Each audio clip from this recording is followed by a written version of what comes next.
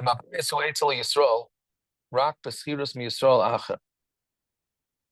the house, again, we're talking about mechiras chametz here, the dinam of mechiras chametz. If the house is by a yid, rak b'schiras miyisrael acher, and he rented it from another yid, which is many people, right? You rent the house from another yid. You can't go rent out your house to a guy lebeis dira to leave rishus hamaster. You can't rent out, you can't sublet your apartment without the rishus of the lender, of the renter. You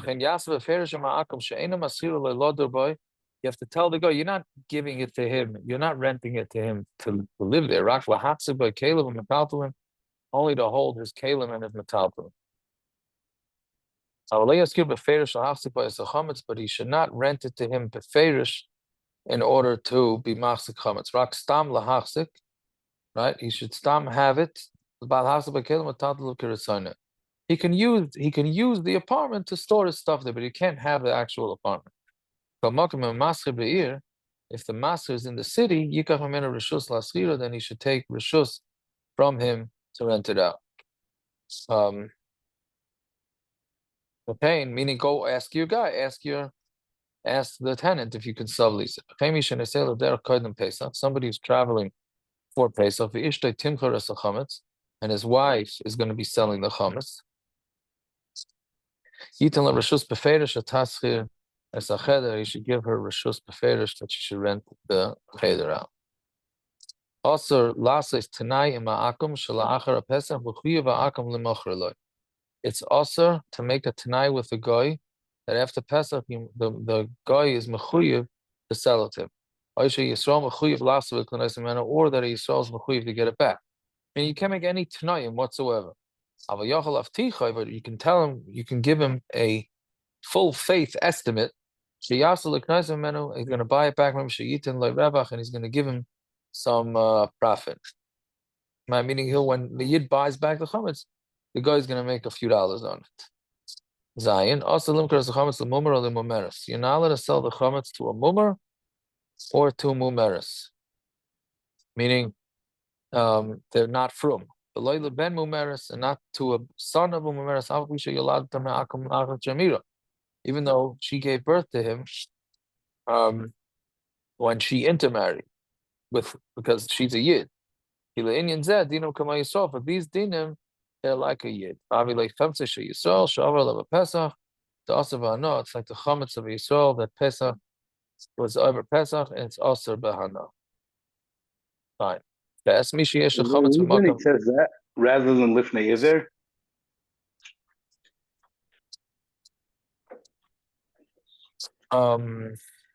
Is there a lifnei iver with a mummer?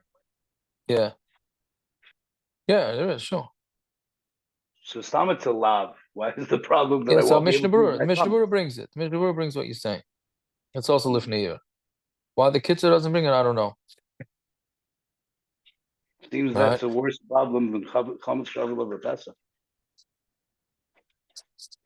Well, the question is, can you use it? Well, it would be b'shoigig, no?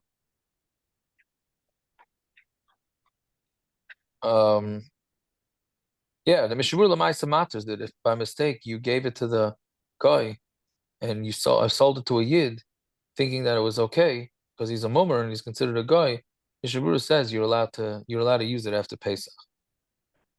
It's very, very hard to understand. The fact that it's by a mummer, is the mummer's keeping it, holding it, owning it, is that not a shoigig? Maybe. See, he's dafka doing that. The whole thing's a shoigig. Right, could be. That could be. Yeah, fine. Somebody has chametz someplace else. Or on the way, on wagons, ships. You could sell it agav karka shabimakaima. You could sell it agav the karka where it is. We should also make it hefker in front of Bezdin or in front of three men. Meaning on the tzad that the kinyanim don't work, so you're making it hefker. And let's say chametz came to you on Pesach, which happens. People forget their Amazon, subscribe and save, and they forget to cancel it, and chametz comes delivered. So who yishalem schar ha'agala? the guy that buys it will pay the shipping, the yeser haitzos, and the other expenses. Then he has to hold on to it. So what we do nowadays is that we ask the guy, at least in the mechira that we do, we ask the guy, say anything that's being shipped, anything that's this, he's also buying, and then when you get it, you just put it away with the rest of the chametz, and it's considered sold. And if chametz was brought to him that it was sent by a guy, and he didn't know about it, the hakim could also be maybe, and he could pay for it. What's to pay the person who's bringing it? The Yisrael shouldn't be busy with it at all. Yafkira gamkein b'fnei bezdin. You should be mafkir also in front of bezdin, or b'fnei gimel anoshim, or in front of 3 men.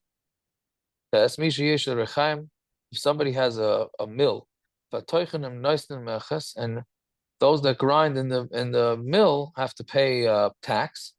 Tvua mechumetzes, and the tax is chametz grain. Tzarich limkar oilas or rechaim. He needs to sell or to rent out the rechaim koydem pesach before pesach la'akam to a guy.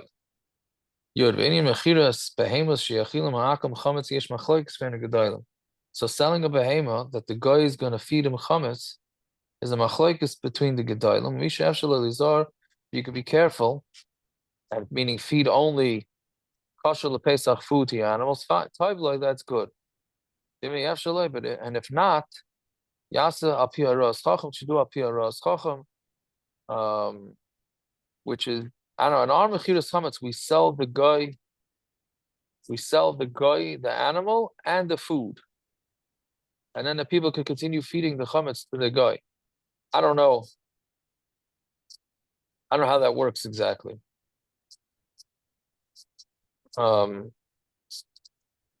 Yeah, whatever.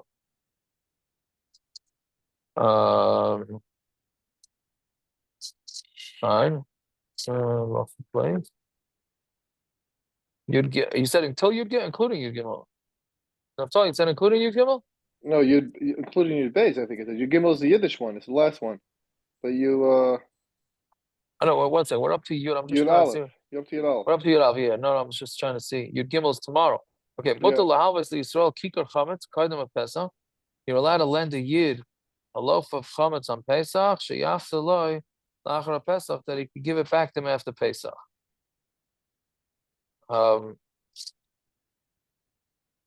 Yeah, why? Because it's not, because you didn't ask him specifically to hold on to that loaf. And you lent him bread, and then he's going to give it back to you. All right? And there are places that you know Issa with this. All right? Fine. If the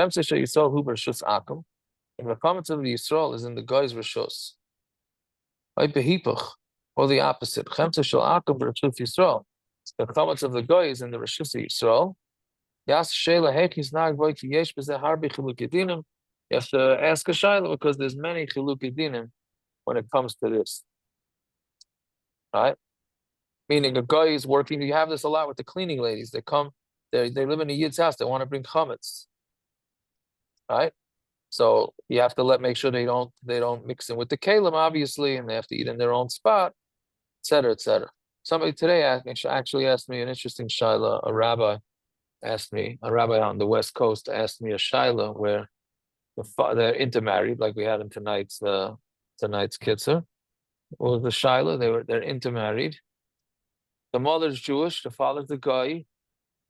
They're coming for Pesach, and they have to give the dog chametz food.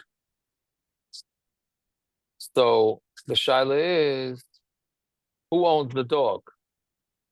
The mother or the father? Meaning normally in Jewish law, in Yiddish law, mashakanti isha kanchabayla. Right? So the husband if the husband's a guy, I don't know how that works. Do we say mashakanti isha comes up every year with Mafiras Hametzi. Mashakanti isha kanchabayla. Does that work? Does that not work when it's a marriage that's not recognized by halacha?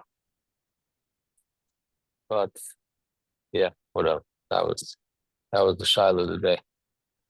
You also had We'll another stop thing over with the with halacha yud, with the petach hamor, right?